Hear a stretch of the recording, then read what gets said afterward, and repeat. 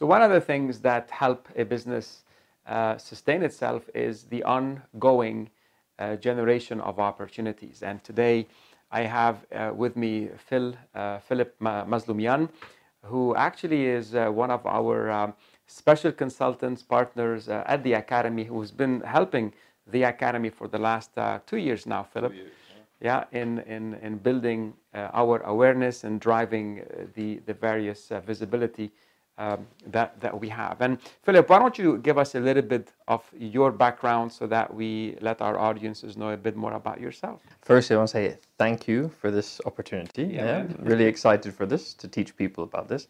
But yeah, so I started my career back in 2007, just when the recession kicked off. Perfect timing. One of the recessions. Yeah, one of the recessions. Yeah. Sometimes I say I've only ever known recessions. So, so it started in 2007. But my background is psychology. That was the area of study that I had. But decided that although I was interested in how humans thought and operate, didn't want to go down the psychiatry or the psychology element. So I entered the marketing industry. And so I have been in the marketing field maybe for about 13 odd years. In 2015, I set up my own marketing agency and ran that for about 5 years. And then I moved to create a consultancy. And that's how then we came together around 2 years ago. And throughout that journey, I've worked with a variety of different organizations, from small startups through to SMEs, right through to the largest international organizations around the world. And that has enabled me to see a whole variety of different strategies and tactics on how to generate leads, how to acquire customers more profitably, and so on, and to really develop systems in marketing so these activities are consistent in the results that they bring for our clients. So yeah, that's a little bit about me. So one of the things, Philip, that a lot of entrepreneurs, SME business owners are going to want to hear is, you know what, how do we get started? You know, I want to improve the visibility of my business, my brand, to drive more traffic, to achieve more sales. Yeah. So I know it's a loaded question, but how can we help our audiences dissect the various elements there? Yeah, understood. I think when I have met a number of organizations, especially at the SME level, they're not very clear on where they're going. So it's hard to develop a strategy when you don't know the end goal prior. Generally, in this situation, I would advise first determine what is the ultimate goal for that business. You know, maybe you want to create a company that's going to be handed down to the next generation, to the other, right? Or maybe you want to, sell the business after a few years, or maybe you want to take it public. Once you know, first of all, what is the end goal, not just your sales strategy, your marketing strategy, your operational strategy, all these will align to help you achieve that goal in the quickest time possible. So yeah, I would say start there. First clearly identify what is it that you want from the business. You know, when you're describing the simple process, it's what's coming to mind is, unfortunately or fortunately, you know, a lot of business owners, entrepreneurs got thrown into the deep end. In other words, maybe they got displaced from a job, something happened, and the only way to actually make it is to start selling their own product and services. And in a way, they, by default, found themselves running a business where maybe they haven't had the time to really think about this end in mind. And, you know, when I set up the Academy a long time ago, I had a vision of, you know what, the concept was to inspire one more. And what is that is just because somebody took the time to share with me some insights that got me to improve my sales, and I saw a whole new world open up for me. I saw the possibilities, and I'm forever thankful for that person, that I want to share a lot of my insights with other professionals to help them uncover worlds that were unknown to them because of their selling capability improvements. So I went out with that, but then realized, you know what, it's like, 1 second, when do I know I reached my ultimate destination? And that's where sometimes realizing that more doesn't necessarily means better. More means more headaches and more less time with family, with your loved ones. So really finding that balance for the entrepreneurs is key. So deciding your why, or deciding your why and what do I want as an outcome is really great.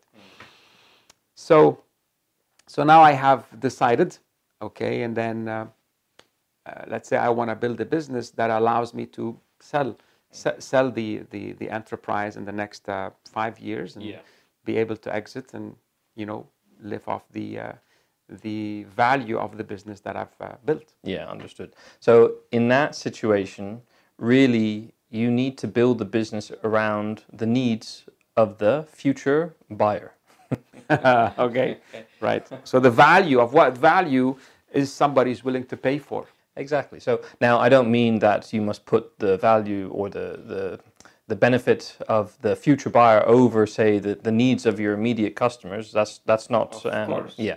What am I buying into? So if I'm going to buy a business worth 5 million or 10 million, are there systems, processes in place that are going to help me justify that investment? And is it possible for that business to go even beyond? Exactly. So, I mean, if anybody wants to learn more about this, there's a great book, Built to Sell, which delves into this topic in more detail. But yes, you need to be able to show to the future buyer or buyers that there are scalable, repeatable, consistent systems that are going to be generating and delivering results, or in this case, cash flow, profitable cash flow, consistently over and over.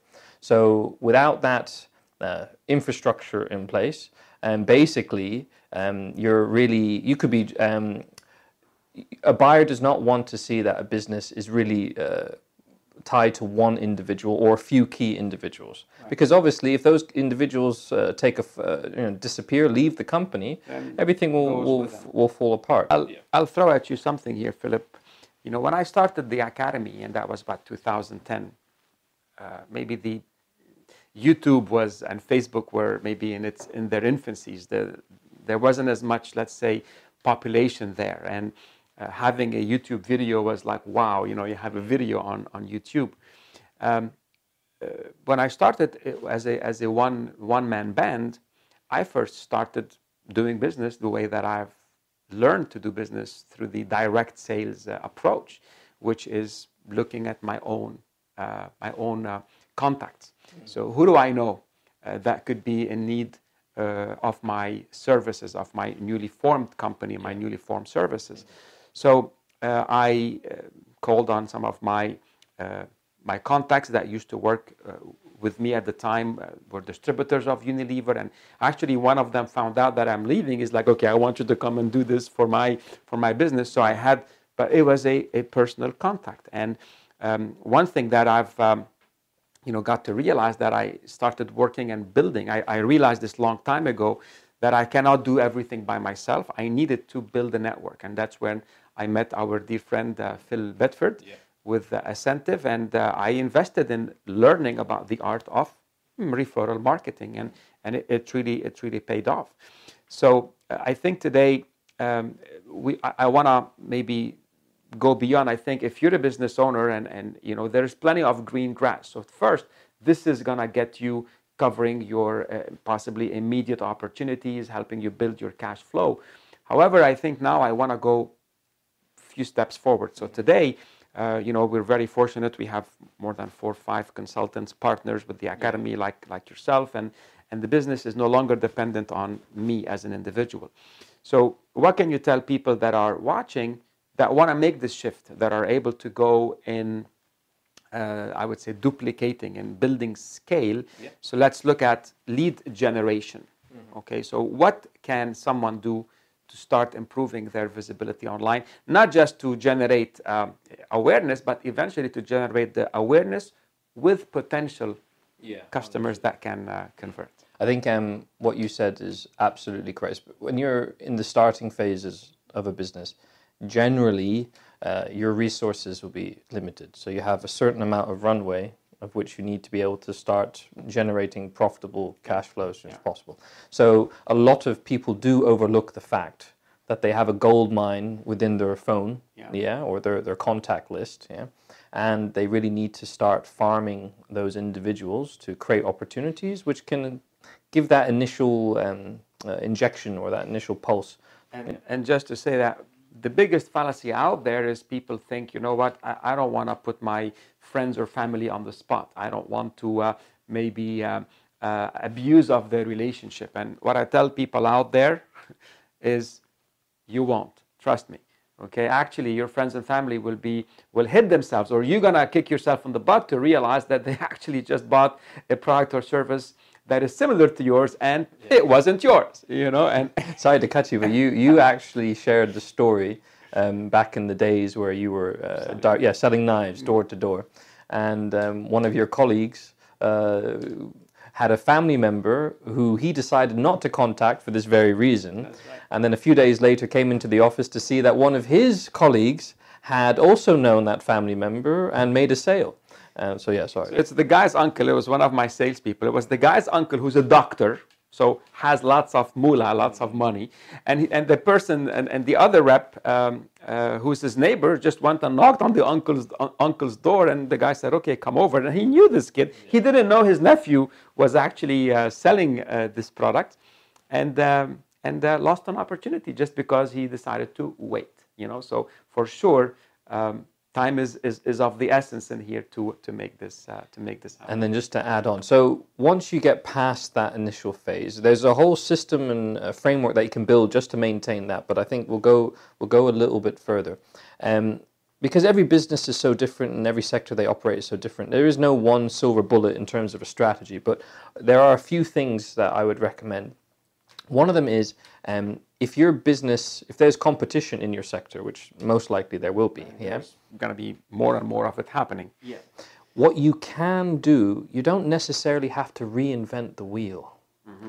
So if there is a competitor that's doing very well, if they seem to be generating leads, if they seem to be making strong sales, adding value to their customers and so on, you can analyze what they're doing, identify their strengths and their weaknesses, identify the marketing tactics they're using, the sales strategies they're using, and then see if you can model and leverage those for your business. And obviously, if you can find ways of improving on what they're doing, by all means, incorporate that. Obviously, you want to differentiate your business as well. You don't just want it to be a direct clone. But yeah, that is a tactic that a lot of SMEs don't do in those early years. And so they're trying to experiment and learn everything from scratch. They're reinventing the wheel. And that is very, very costly exercise. So the concept of modeling, Philip, is really something brilliant. I think this is today. Let us not reinvent the wheel on many things, whether it's sales strategy, marketing strategies, and the key is Kaizen, ever improving, whatever is working. How can we make these simple innovations? Innovation is not about reinventing the wheel, but making it a little bit better and finding these little tweaks there.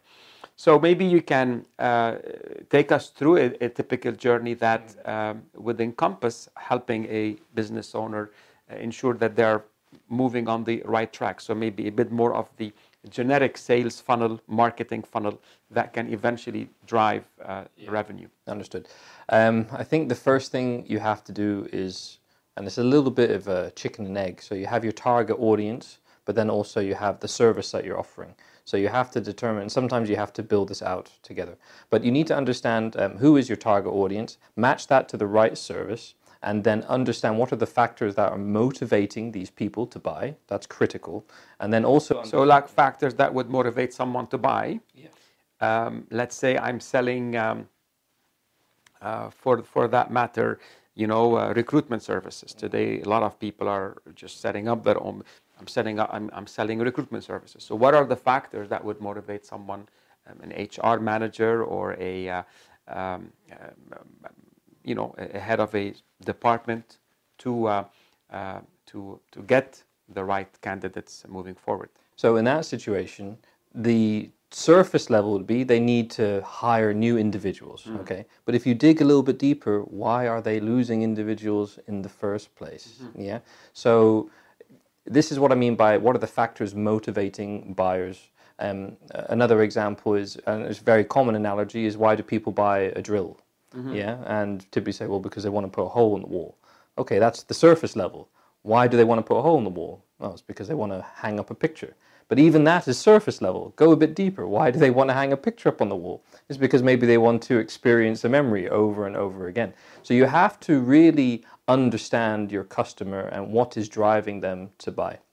Because it is that messaging that needs to come across in your marketing. And this gives you a huge competitive advantage because most of your competition don't go to that depth. So you're actually connecting at the emotional level. You're identifying the feel-good type of an experience from the example of your painting that you're hanging, you know, as opposed to, you know, I want a picture. So I want a new candidate. Well, not really. Well, if someone is going to come looking for an agency, you know, they actually want, they don't want a new candidate. They actually want the right candidate that is going to make a difference inside of that organization. So that means they would look good, you know, with their, let's say, internal stakeholders that, hey, you got us the right person. And now we have sustainability. Now we have, we have, you know, the right elements that would make me feel good in my job, make me feel secure, and makes me, let's say, look good in front of my peers. If that is the way forward. Yeah, understood. And then just to go back to your question, once you have the messaging in place, you need to draw out the journey of these individuals. How does a person go from becoming a lead, yeah, through to actually making a purchase? What are all the touch points? So do they visit the website? Do they speak through another third party for an endorsement? Do they pick up the phone directly? Do they visit your store?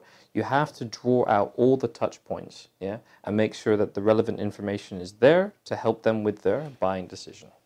So touch points you're looking at where the customer can be interacting with the brand, with the product, with the service, whether it's online or even offline to that matter. Correct. The full customer journey. And it doesn't just stop when they make a purchase. That is just the beginning of a very profitable, potentially profitable relationship.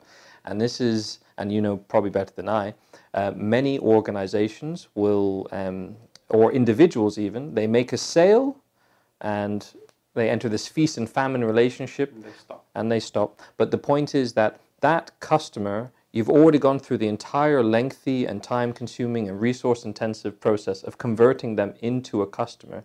Now, is that where the journey ends? No.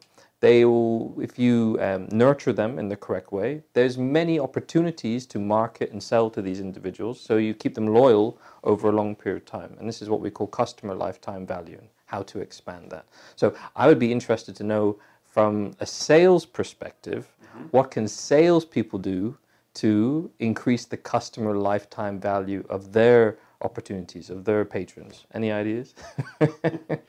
I mean, when you think of the type of product or service that someone is buying. So if someone is buying a product that I used to sell has a lifetime warranty, you know, you think customers, they buy a knife with a lifetime warranty. Well, what's the point of me calling the customer again? You know, they bought it and it's gonna last. But even at that, you know, at that young age, I learned that calling and saying, "Hi, how are you, Mrs. Rodriguez or Mrs. Jones? How is the product working out?" When to my surprise, something always happened. Oh man, they're great. Actually, it was great testimonials and great ways of really building myself up, you know. And a lot of times they would say, "Oh, you know what? I know someone is getting married. I need to do this, etc. I'm glad that you called me." Actually, it was part of the typical journey to actually call customers right around October time, yeah. September, October, and possibly just say, "Hi, how are you?" and plant the seed out there to say, "Hey, you know, would it be okay to pass by and just say hi and see how the product is doing, and possibly even look at if there are ways of you leveraging some people that might need some of the products for some gift giving, so it's not, it doesn't look like it's a last minute thing." I'm like, "You know, sure, go ahead and pass by."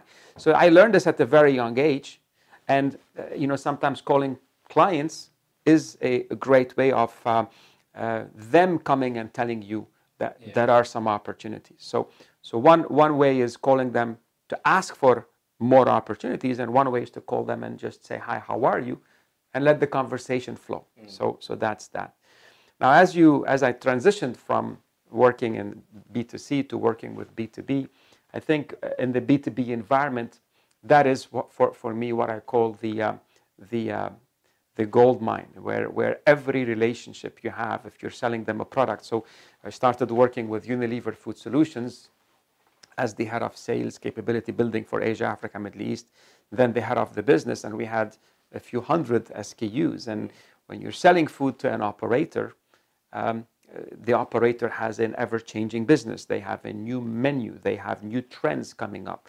There are new consumer insights and preferences are changing. And if a menu is static, then that customer business, the restaurant business, will suffer if they don't change. So having an ongoing relationship, coming in not to sell a product, but coming in to talk about trends, to talk about changes, is something that, and talk about what are the client want to do about it. I'll give you a story. I was, we are in the GCC markets, and I travel a lot to the Saudi market, and the landscape is changing very fast. A lot of food outlets are opening up, and a lot of our clients, as you know, are in the food service industry. And I walked in with on a field visit with one of the sales professionals, and we walked into this QSR headquarters, and the representative had a very transactional approach to go in and ask the client, hey, have you gotten me the Chamber of Commerce paperwork approved so that they can open a line of credit? It's part of the way they do business in this part of the world. And the client was yes, and then the conversation was almost coming to an end, where the procurement manager asked him, said, great, you go ahead and sell us your price list, and if it's not within the range of what we're currently buying, probably we wasted our time doing all this stuff. And the rep was like, oh, don't worry, it's going to be, I'm sure it's going to be, we'll find a way. And then he stood up and he was about to go out, and I was like, okay, meeting finished. So I'm standing up and, following the guy, and I said, Mr. Customer, just a quick question for you. I'm not an employee of this organization. I just have a question as a consultant. I said, have you, I've been coming to Saudi here, and I'm seeing there's a lot of new outlets opening up. Are you noticing the same? He's like, yeah, tell me about it. It's like, well, what is your company doing to differentiate itself, to attract more customers, or to maybe enhance, to retain your existing customers, or to even expand your spend per customer? Now, this is the procurement director. He looked at me. He's like, Ramez, that's not my role. That's the marketing manager's, marketing director's role. I looked at the rep. I said, are you talking to the marketing director? And he said, no.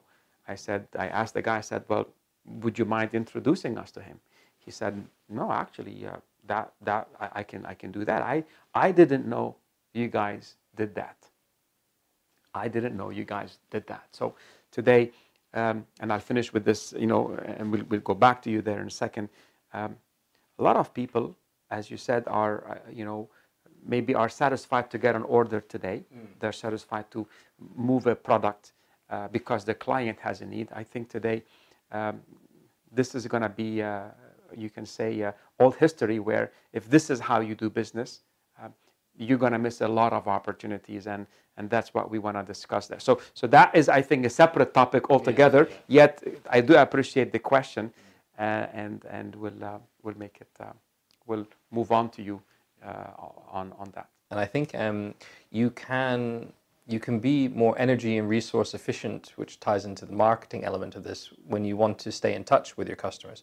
So imagine if you want to stay in touch with your customers on a one-by-one individual basis.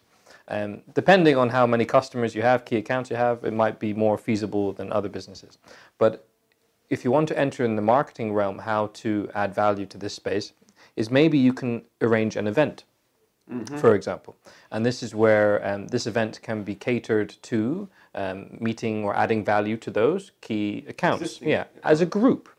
Maybe it's possible that the attendees, all those key account meeting each other, there might be some value for them individually, not just for you, but because you've arranged the event, you've hosted it, you get that positive publicity endorsement for doing that. So there are ways of leveraging marketing and sales to get the greatest bang for your time and effort, and this was just an idea. You know, I had one of my clients, Movenpick Hotels, several years ago, maybe 2014, 15. Movenpick Lebanon, in Lebanon, you know, things were a bit stale, and the sales and marketing director at the time came up with a brilliant idea. She goes, Ramez, you know, you're coming to Lebanon to do a program for our company, and would you mind if we can, you know, borrow you for another half a day, and we'd like to invite our corporate clients and give them a program on sales and negotiations. Yeah. So if we can build goodwill with our clients, pharmaceutical companies, fast-moving consumer good, food manufacturers, etc. I mean, they use the hotel when they hold meetings, they do different things. The market is down. The hotel comes and does an event for, you know, it was 150 plus individuals. So, so they invited 2 or 3 people from each organization. They were able to reach to 50 plus organization, get individuals in the room, and it just made a big bang, because now the key account managers had something to talk about, and they had really goodwill after that conversation to go back to these, you know, these clients and get the ball rolling and looking at what is the next event coming and all these various things. You're getting my creative juices going now. So to expand on this even further, you can really break these initiatives, in my opinion at least, into 2 broad categories. One is what I call the customer loyalty initiative or program. Yeah. And this is about how do you get that client to stay loyal to your business? So how do you prevent them from going to a competitor? And by doing so, you retain their business and maybe even cross-sell and upsell to expand the value of that client's business. But then the second activity is what I call the referral program, the referral program. And this is whereby you can make those happy clients want to introduce you to like-minded, similar businesses, individuals, whereby they match your target audience, and it speeds up the whole sales cycle, because now not only are you getting a lead, but it's a warm lead. It's a very warm lead. Coming from a friend, a trusted source. Exactly. And so again, that makes that initial customer, the lifetime value of that customer grows exponentially, because they're introducing to many other individuals that will help generate revenue and profit for your business. So just to touch on, from a marketing standpoint, you can develop these activities, these strategies, and you can incorporate. So for example, you know, a lot of people feel the need to call up a customer, and this is for generating referrals, and say, can I have you know, some details of people that might be in the need for our service. However, you can streamline that. What if your team created a landing page, for example, which explained the benefits and the features of a referral program for your company, and all you have to do is send that link to your happy customer to enter in the name and the details of the person that they want to connect you with. And that will automatically take their details and put it into a database, streamlining and making everything, if you use a sales CRM, streamlining and making everything a lot more efficient. So there are many ways that the sales and the marketing teams can come together. Right. I think here, if we were to remove that last thing you said, so having a streamlined process, the old approach, the direct sales approach, if you're in insurance or if you're in any other business selling, you know, that it's a typical thing. It's a very normal thing to ask someone, hey, did you like my product? Did you like my service? Well, here's where you can really help me out. As you know, I can only, well, in the old knife days, I can only show products, Cutco, to people I know who I've been referred to. I usually don't like to go knocking on doors. Nobody wants to open. I don't want to go cold calling. People are, you know, are annoyed. Are annoyed by such calls, you know, wouldn't you? So I can only show products. I can only continue working by working through referrals, by word of mouth. So who do you think would be nice enough and kind enough to at least want to take a look at my products and service? Not necessarily buy it, because nobody knows if they want it or not if they don't see it. So anyway, that's the approach. And I believe this has to be in place. So today, I tell you, a lot of people are afraid of asking. I was talking with Alan yesterday, one of our consultants, and that topic came again. People are not comfortable in asking. They don't have the knowledge and skills of asking. So I think that is number one. You got to make that a habit. Second, imagine that in conjunction with what you said. So actually, we have a referral program for the academy. Maybe tell us 2 or 3 things in terms of why do we come up with that, and maybe the steps and stages that got us to where we are right now. So a lot of the people that are listening maybe can know about this new resource. So if they'd like to share the Inspire One More principles, so share what you learned with others, that's how you could do that. Go ahead. I think you have to break it down. I think there's 2 components to a successful referral strategy. The first part is most clients, if they, many clients will enjoy the services of a company, but why aren't they giving referrals automatically? Right. Yeah. So, you can probably break that down to, are they adequately incentivized to do so? So to me, it's ability and willingness. Are they able to do it, and are they willing to do it? So, exactly. So that's the first part. The second part is in terms of what is their fear in terms of giving you a referral.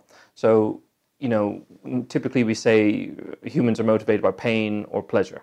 Yeah, and with that being in mind, pain is usually a more powerful motivator than pleasure. Pain avoidance. Pain avoidance, exactly. Yeah, like, exactly. I want the pain. So when you develop a referral program, you really have to take these factors into account. And to give an example with the Academy for Sales that we do, we don't just incentivize the client to give a referral. We also incentivize the new lead, to actually want to partake or investigate the services offered by the Academy. So you need to make sure that you understand the psychology of both parties in that dynamic. Yeah. And I'll tell you, the book Drive talks about intrinsic versus extrinsic motivation. And I think here the extrinsic, so the financial reward we have in place really isn't going to make someone stand up and do it. I think the financial reward is kind of a sign of goodwill, probably for the recipient more than for the giver.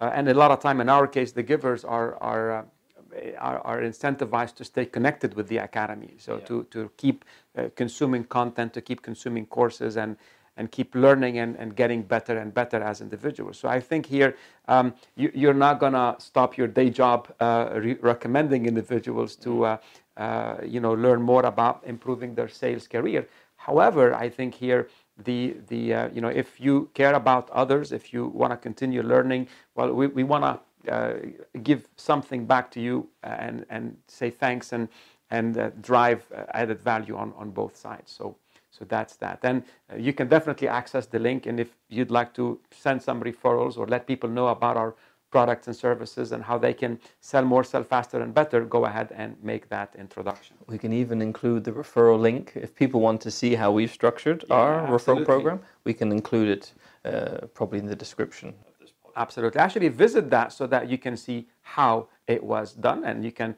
model that process moving forward. Yeah, great point. So Philip, thanks for I think this is really good because I believe today every business owner, entrepreneur, maybe a low-hanging fruit is to start what we started in terms of helping create a process in which their team and themselves can use this lead generation mechanism. And you're leveraging existing relationships. You're actually kind of trying to cultivate fertile ground, as opposed to going to completely, cold ground and trying to warm people up eventually. So now that we've done that, maybe can you share with us some insights in terms of, what could be some ways that once this is in place, then how do business owners, entrepreneurs go about generating leads moving forward? Sure. And just before we do, I want to quickly add why some people might say, well, let's just start generating new leads, say, through other activities like marketing activities before maybe looking at customer loyalty and referral program. Right. But I would always stress, first you should actually develop that customer loyalty and referral program in the beginning, because what happens is As you expand into other marketing activities to generate leads, that's just going to keep more fuel on the fire. Exactly. You've built a factory now that can handle and then expand on every lead and customer that comes through the business. So it's a very profitable venture to build out this customer loyalty and referral program from the beginning before you move into, say, other more advanced tactics of marketing and lead generation. Now, when you go into generating leads for any business, there is, and I know this is frustrating for people to hear, but there is not one shoe that fits all. It really is not that. There are a variety of different tactics that range from public relations, traditional advertising, online marketing and lead generation, search engine optimization, social media advertising. It goes on. It's very, very broad. Just within social media now, the number of platforms that are out there is just, it is really, and where do you start? And I think another challenge in this space is that when business owners go online, trying to determine where they should put their time, effort, money for generating leads, they're bombarded with all this information from organizations that naturally have an agenda. They're trying to sell and promote their service.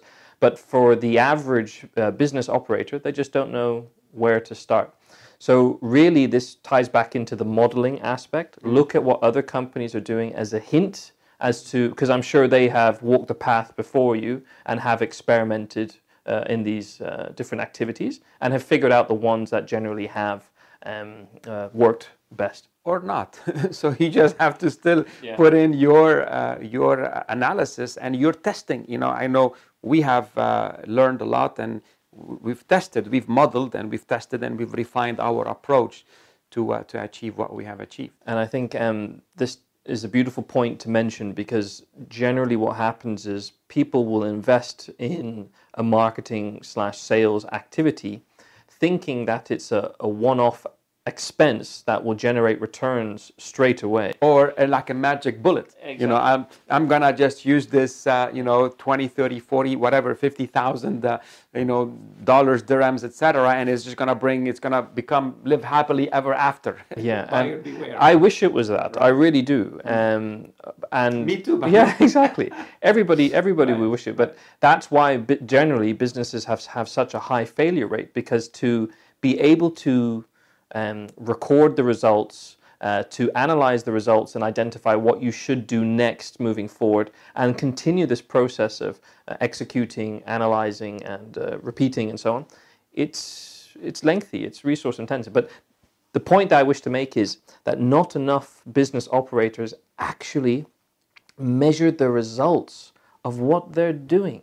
Many business operators complain about not having a clue about their financial position, never mind their marketing. Yeah. And so what happens is they get frustrated at third-party suppliers they might have hired or whatnot, when really they need to learn first. In order for a pilot to fly a plane, they need instrumentation. They need to know their altitude, their speed. And same thing with marketing. You need to know how much traffic is visiting your website on a monthly basis. You need to know the conversion rate, for example, of either in your physical stores or your website. Yeah. And you don't need fancy software. This is another incorrect. Yeah.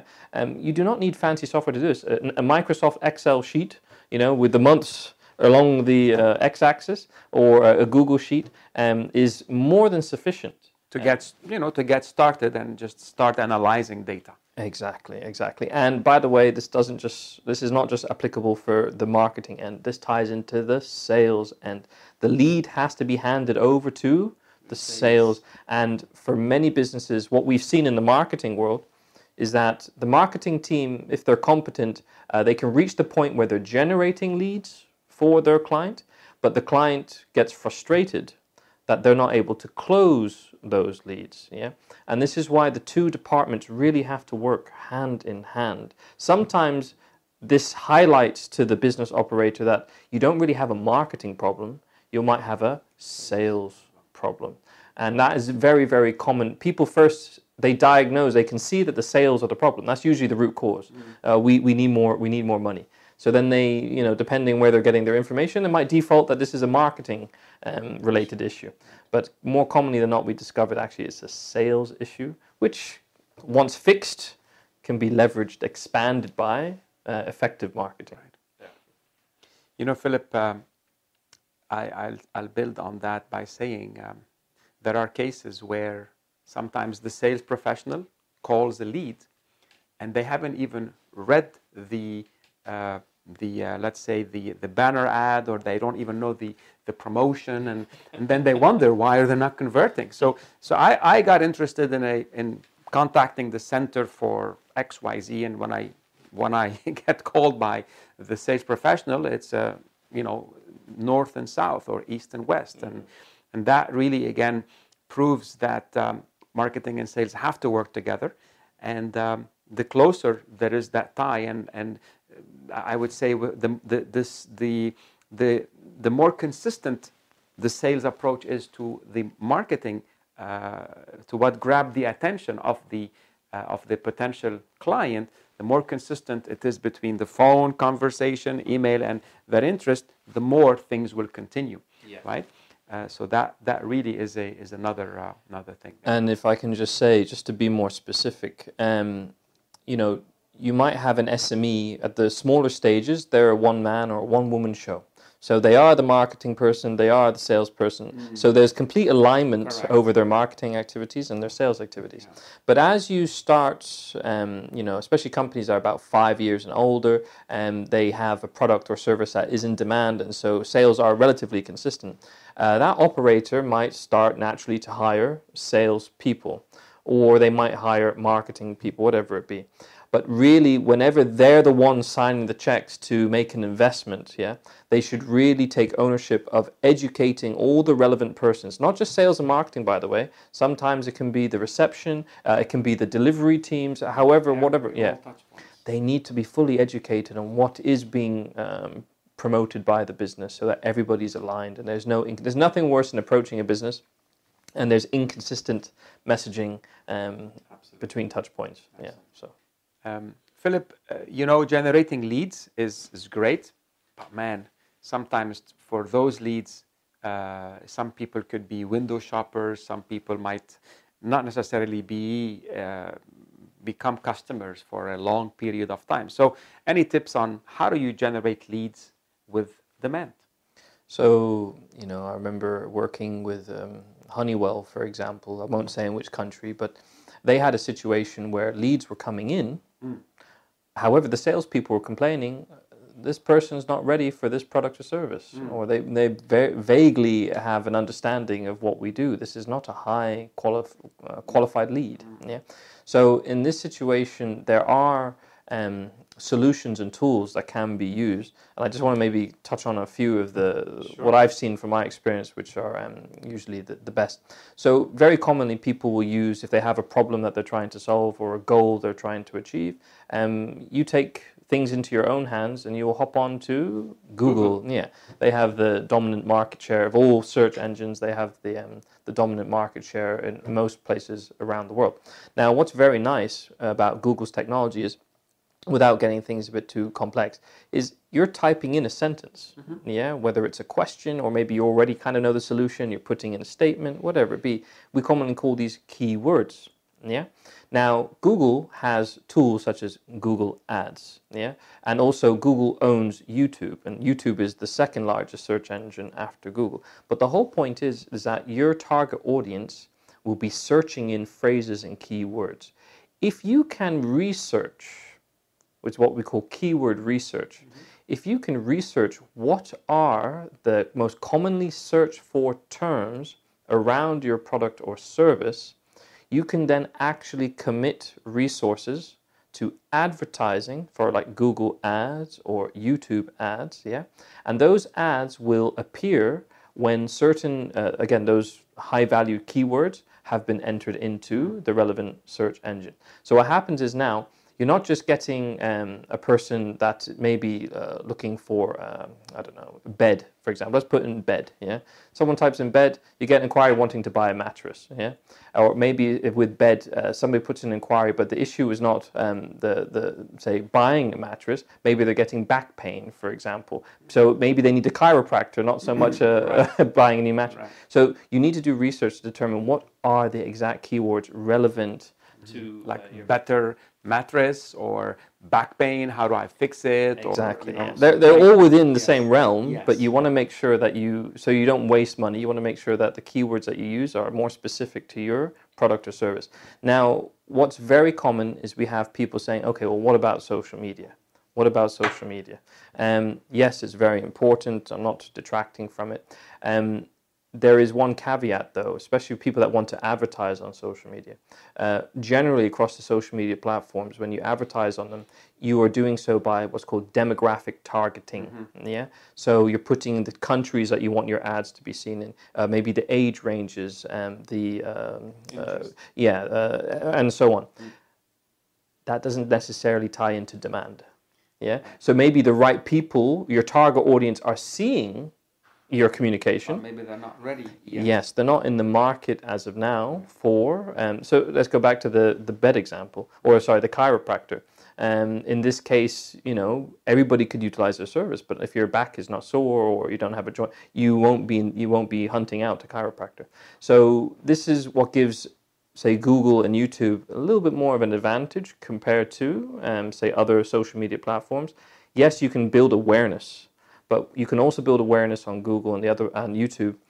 At the same time, you can target people that are more likely to purchase your product or service because of this keyword targeting. So again, I'm not saying either one is bad or good, but generally from experience, focus putting your resources into, at least initially, into platforms that have this keyword targeting where you can actually leverage intent, demand. Right. So once this, again, it's about putting, if you're going to spend money, how can you get a quicker return on investment? Because the other approach is more of a long burn. So doesn't mean it's one or the other. It's like you're probably going to do some here and also eventually do some on the other side. But by the time one starts to get results, the other one might be able to generate some actions and drive some value there. And if I can just tie this into sales, this is a very common, I think there's overlap here in the sales function as well, because you see a lot of salespeople, especially near the end of the month or end of the quarter when their target is due, they start trying to find business, that need increases, and they put their time and energy in the wrong areas. Yeah, where but I'll let you. So maybe you can share some ideas there of what salespeople or SME business operators can do to actually focus their sales efforts more. So Philip, the question you're asking is, what can someone do to help achieve their target at the end of the month, or what can someone do in general to consistently drive activities and drive results? So everybody has 24 hours in a day. Yeah, we're familiar with that. However, how you allocate your time and your efforts, what can people do? So in marketing, we can focus on activities where there's keywords to make sure we're talking to people that have the most intent. As a salesperson or a business operator that looks after sales, What can they do? Okay, I think what comes to mind is existing customers. So today, if I have a client base that are buying consumables, right? So my 80-20, 80% of my business is 80% is coming from 20% of my customers. So am I protecting my base? Am I playing, the best offense is a defense. So am I seeing the multiple stakeholders, decision makers within the buying units of the clients that I'm visiting? Have I done all my research to better understand where could there be gaps in adding value to my clients through whatever product or services that I am offering. So today, if you were to look at a basic, let's look at a restaurant. A restaurant will have a menu. The menu has appetizer, main dish. It will have dessert, side dishes, and it will have beverages. So today, if I look at the trends, so this is what the customers of the restaurants are coming in to the outlet. They want to consume something. They want to say what's new. And this newness is what attracts more customers. So today we know that vegan is on the rise. Today we know that healthier options are on the rise. Today we know there are all these new trends that, if ignored, an outlet basically is cornering itself. So it's you are becoming out of what somebody is looking for.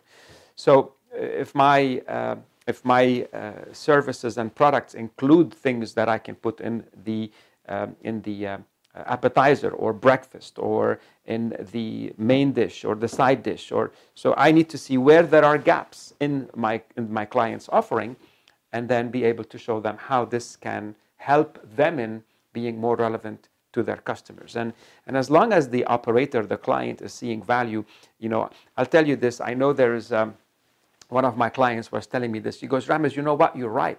I have this client, this friend of mine who works with a distribution company that is hated by this customer. But when the salesperson walks in, because he's a specialist in this seafood area, this guy knows his fish. The customer cannot ignore this person, because he will go in and he will educate the customer on what could be better items to do what in the menu, avoiding seasonalities and optimizing costs and things like that. So the rep is definitely bringing his product knowledge, his industry knowledge, his competitor knowledge, his insights into offering those to a client. Now tell me, how can you say no when someone is coming in with such a value? So for me, if the customer is seeing value with the sales professional, that customer is gonna wanna continue doing business. So for me, it's making sure that as a sales professional, to hit your goals and targets, you better be up to the I would say up to speed with your content and your knowledge, where you're able to add value to your clients, to your existing clients, so that you can optimize your entire portfolio and you're selling on all different fronts. You mentioned the 80-20 rule.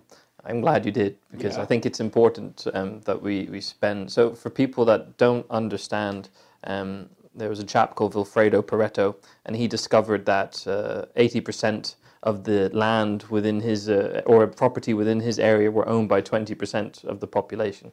Now, throw that story out. That's not so relevant. The point is that there is this general observation where 80% of effects are tied to 20% of causes. Yeah. So now, in a marketing sense, if you want to generate more leads, reduce the sales cycle, optimize your spend, whether it be in marketing or sales, as a business operator, you can actually look at the data that you've gathered over the time of your business's operation, and you can run what's called a Pareto analysis. And I highly recommend that people, they can do a quick search on YouTube about this. There's many examples. And you can identify which are, for example, the countries, the 20% of countries that give you the most orders, or the 20% of companies that give you the most orders, or which are the 20% of the salespeople that generate the most revenue, and so on. You can go to great granularity when doing this Pareto analysis. Now, once you know who these 20% are, you can ask yourself, how do we get more of that 20% and less of the 80%? And by buckling down and focusing on that 20%, you get greater. Those 20% will have certain characteristics, so clarifying. So we'll find that there are a certain size organization with specific needs, with specific requirements that we seem to be a sweet spot. So that analysis can definitely be a tool for helping professionals hit their goals. So once you do this analysis, so again, it's protecting your base. You're making sure you're giving value to your existing customers.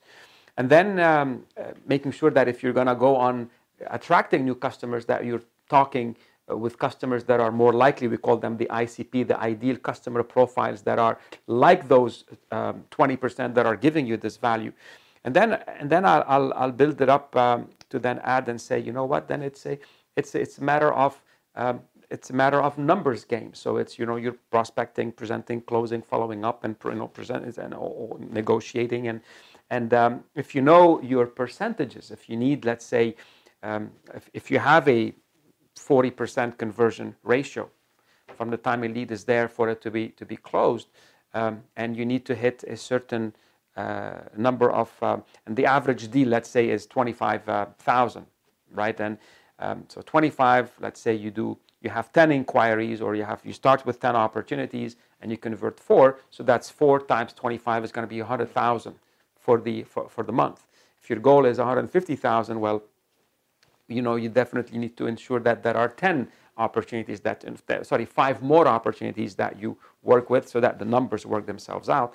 And there's a whole, I would say, science behind looking at. So some people are happy with and they have successful businesses with a 10% conversion ratio, going from cold leads. Some are even lower than that.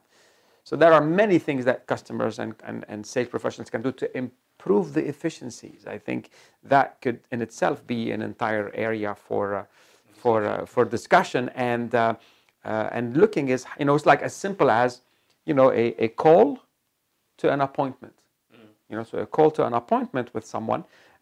Some people don't leave it to chances to call someone without really having a path of how do you connect with the individuals. You drop relax their fears and increase the level of trust, so they will want to give you an appointment. Some people think that the phone is to make a sale, and if your approach is doing that, you're going to keep struggling. And actually, the easiest way to increase sales, if you look at the funnel, is not to improve the bottom numbers, but improve the top numbers. So simple phone skills that will improve the number of appointments you get to then do everything else that comes into that. So that is, my bits of insights onto that. So work the numbers backward, and then discipline yourself to follow through to do the hard work.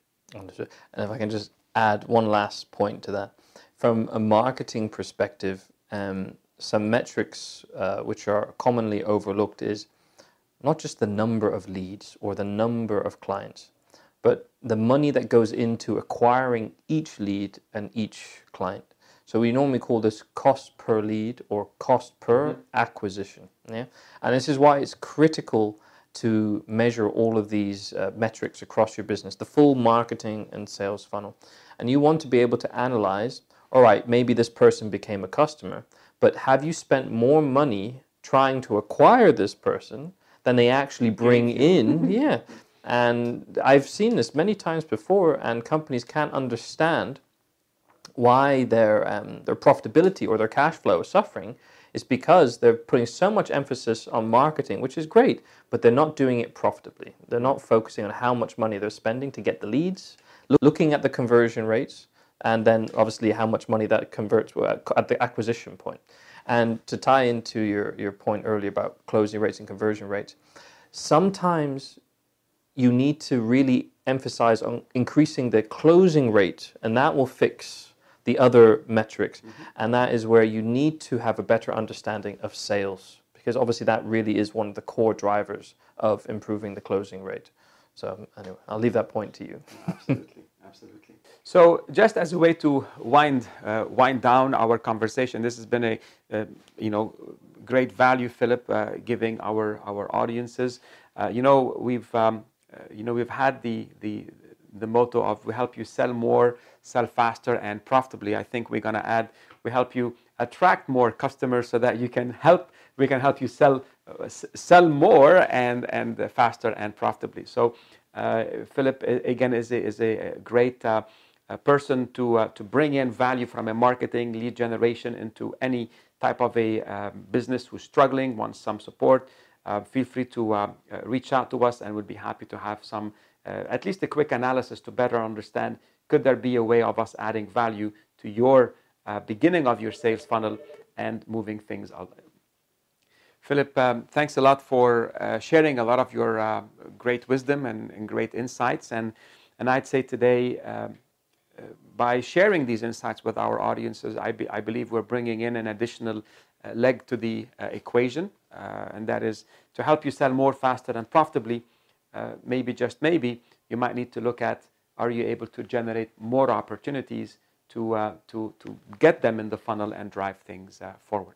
And if I can just add, very commonly from my experience, where people believe they have a marketing issue, yes, it's true, there's definitely areas that can be improved, but 99% of the time, the lack of a clear understanding of how to do sales, in terms of a knowledge and skill standpoint, as well as then also a framework, a process standpoint, this really will cripple the business, because there's no point in pumping a lot of water at the top of a funnel, but there's a blockage in the funnel. It's a waste of money and resources.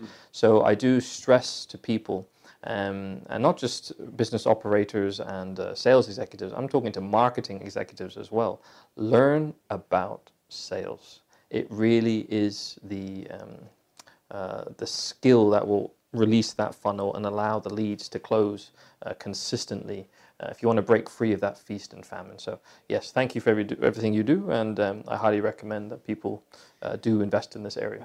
I think we are one or two conversations away of getting what we want. We either will know how to have them or we don't, and that's what we're talking about in here is today. I see this a lot of time. People leave the selling skills to chance, and they have as Brian Tracy talks about, an adventure with words. They just see what comes out. They wonder, why didn't it close? Well, while they could have done so much. So absolutely, it's really a balancing act, and for sure, great insight. So again, helping you to sell more, sell faster, and profitably.